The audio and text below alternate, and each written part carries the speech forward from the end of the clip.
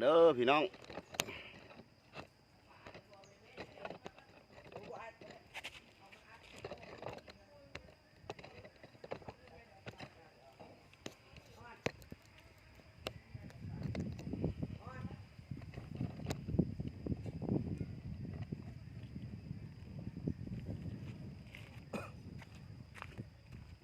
แบบธรรมศาสตร์แท้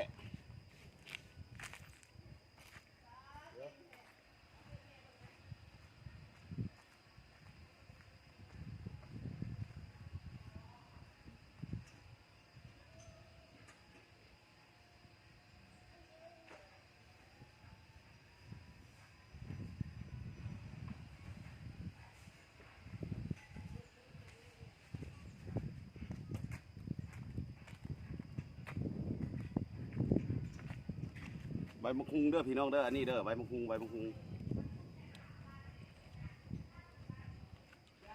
อาหารบ้านนอกบ้านนาอีหรออันนี้ล่ะพี่น้องเอ้ยไปเซิร์ฟไปบ่ได้โควิดมีเวียกมีงานหยังมาเวียกบ่งานหยังพี่น้องเอ้ยจำใจแหละตอนกินจักซี่ล่ะกินได้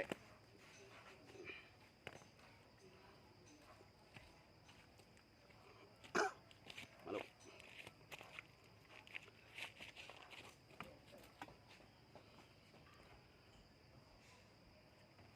อันนี้ปิดมาจากต้นสดๆเลยนี่ใบมะคุงใส่เบิ่งเด้อมะเขือโคตรกรอบเลยมะเขือนี่มะเขืออันนี้ภาษาบ้านคอยว่าผักหยาละมังเก็บแถวนี้ละแถวเฮือนนี่ละอันนี้เบอร์พัน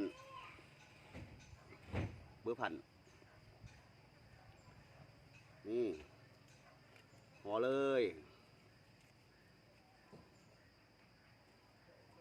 นี่จำเจ้าคอคิงเจอฝ่าเอ้ยนี่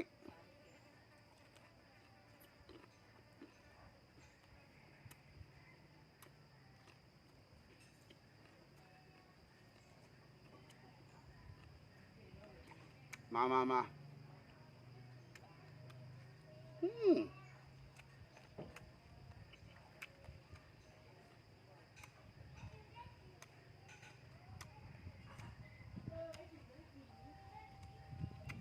ี่แหละโควิดไปใช้ไม่ได้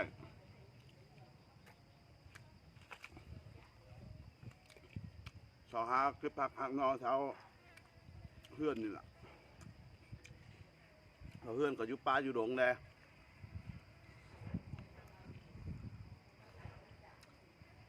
มา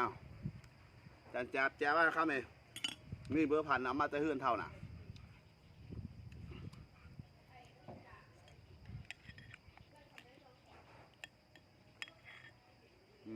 แตงโม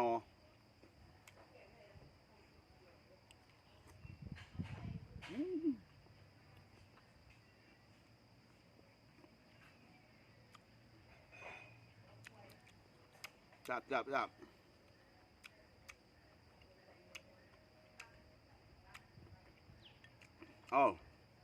เงื่อนน้องก็มีอะไรน้องจะมีน้ำห้อนบอยจุโมกาน่ะ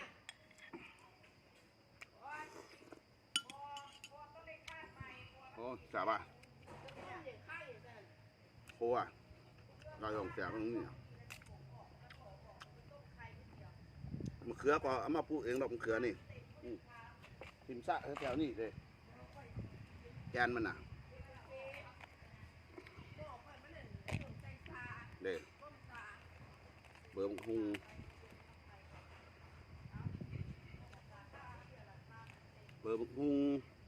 มะเขือเบอร์มะคุงละแต่เฮาเบอร์พันนี่บางบ้านก็ว่าผักยายุ่นหออันนี้เสือใต้แดงกันเสือว่าผักยาละมังห่อเลยพี่น้องเอ้ย นี่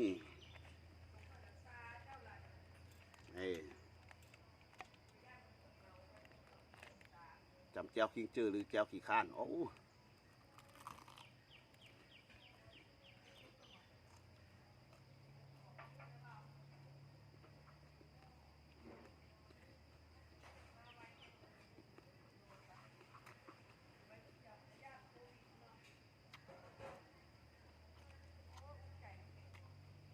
งาครับควายไปเอางำ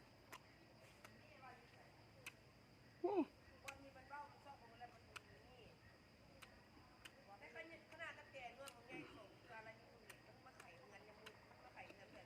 อันนี้แตงไห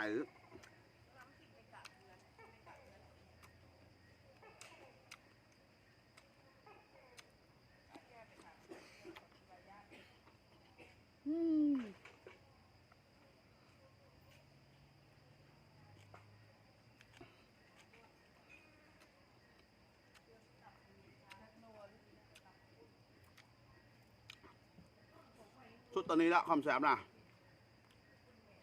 ฮ่าแล้วชอบกินหน่อย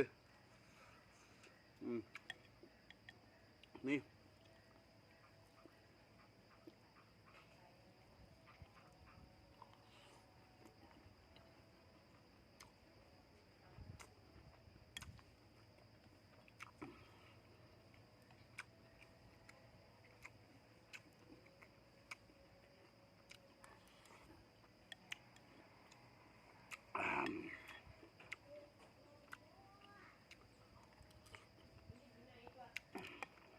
โอ้ย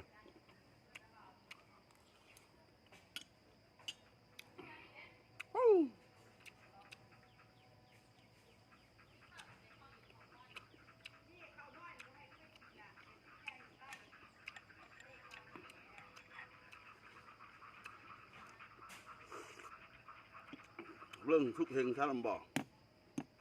โอ้ฝ่าเอ้ย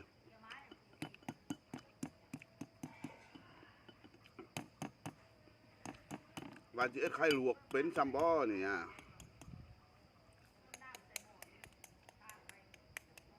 เสลาเอ้ย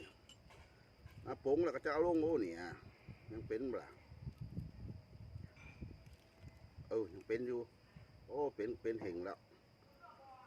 แจบซะแล้วเป็นนี่เป็นนี่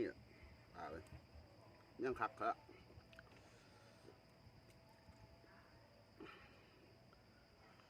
โอ้เสียแผนหมด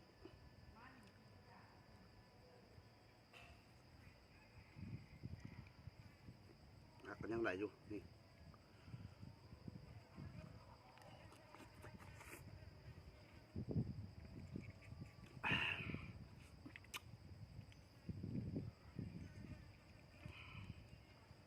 ลบแสดง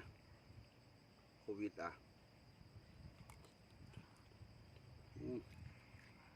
ขาหัน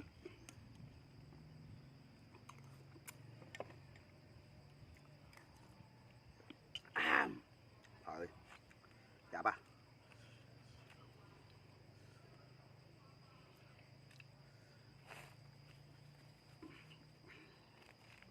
นี่ละครัว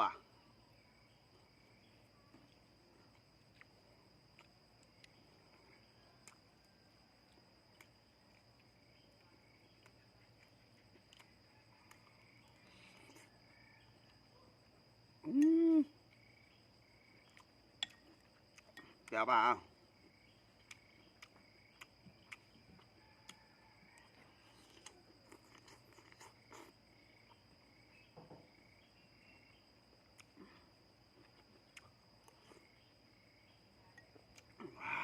ฝ่าครัวความแกบ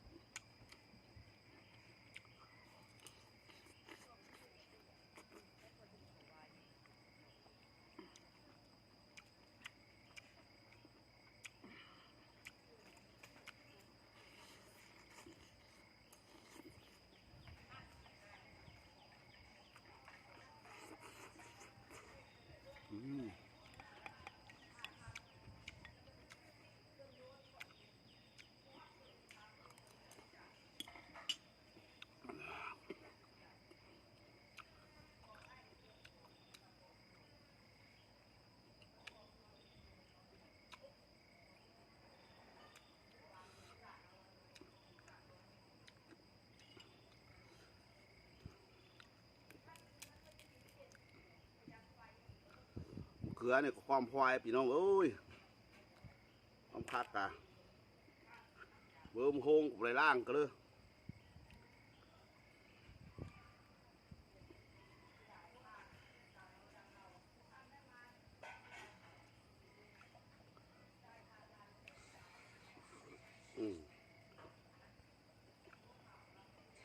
ผักหยาละมังเดือผักหยาจนหอเนาะบางบ้านเขาอื่น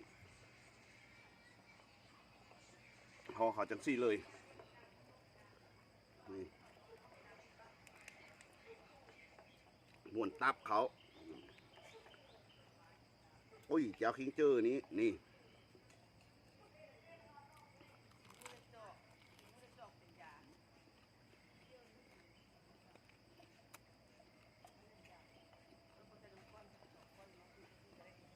อืม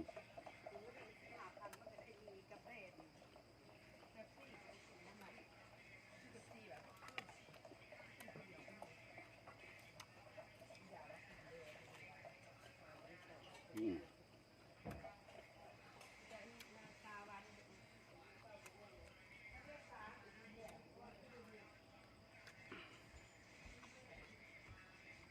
สายรุ่นยังไง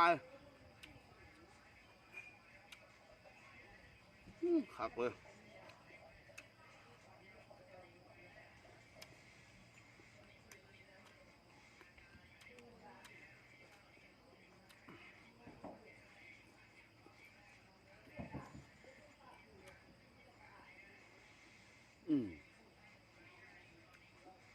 ดูคนชายเองเนาะ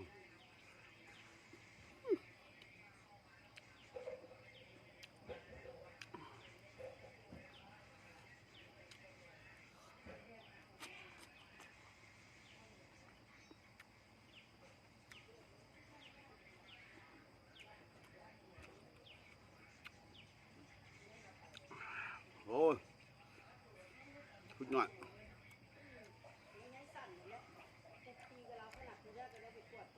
จับจับจับ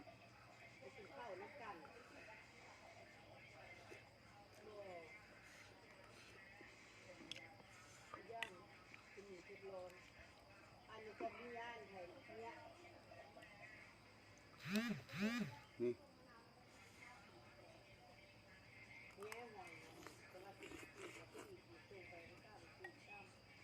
อ่ามที่บ้าๆก็ป่วยอย่างนี้บออยู่ไทยนะเขาจะฉีดแล้วเขาจะเป็นเทียบเลย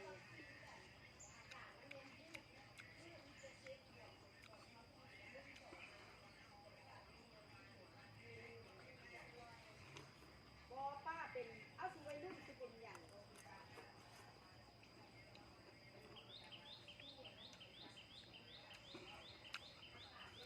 ปลา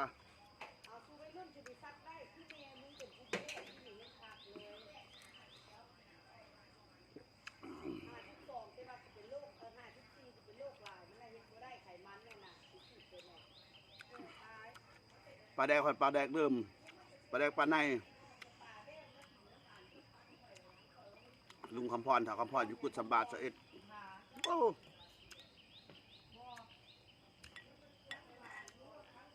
แบ่งกับเอ็งเทียนกับเอ็งยาเอ็งเทียนกับเอ็งแทง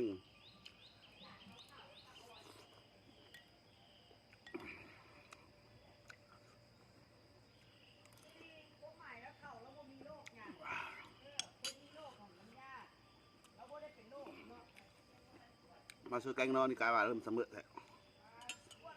สุดยอด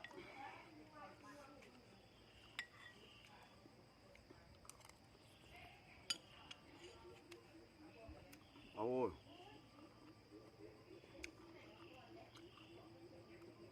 น้ำหวานเฮือนน่ะน้ำหวานเจิมมันยาม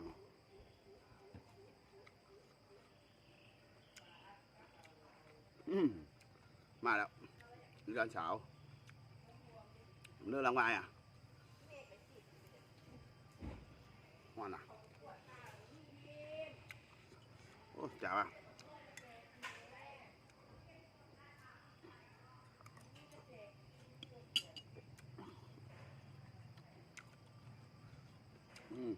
ผัก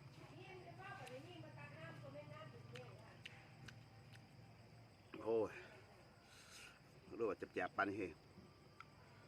นอก็นอหาหักมามือๆล็อกอยู่สั่ง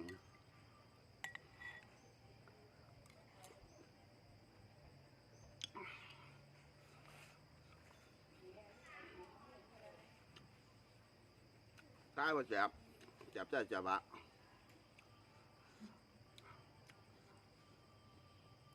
รอรัง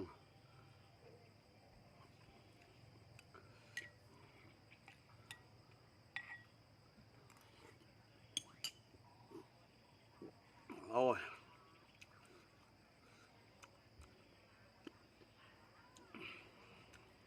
อื่นสุบจันทร์ล็อกไล่สุดนี่นะ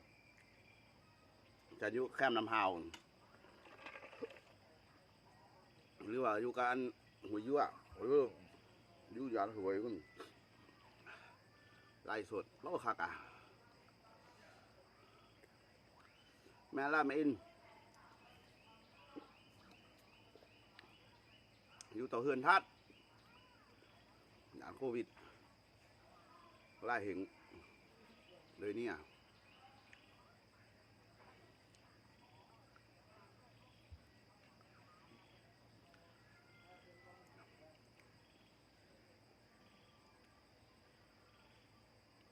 มาเด้อพี่ๆน้องๆเฮากินข้าวสวยคือเก่าแกงนอคือเก่าแต่หักสไตล์สำเหนือเด้อ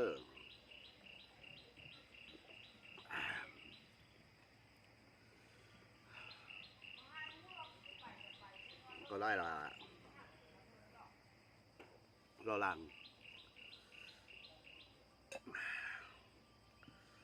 เจ็บเด้เผ็ดเด้ห้อนเด้มีทุกรสชาติเลยเอาอำลาขาจากทำส้มไปก่อนอยู่ดีมีแห้งสุขภาพแข็งแรงอย่าติดโควิดเนอะรักษาตัวเองอยู่เฮือนอยู่ซ่านอย่าไปบอลคุมเสียงพี่น้องเขาเอ้ยคนลาวเขาสวยกันถ้าคนลาวเขาสวยกันเองลูกมันกับโบไปไกลปานนี้เนาะหยุดความเสี่ยงอยู่บ้านต้านโควิดเนาะถ้าไปอยู่เนาะคือข่อยนี่ไปบ่ได้เสาอยู่หากินก็ไปบ่ได้นี่ผลกระทบจากโควิดนะเอาให้อยู่ดีมีแห้งทุกคน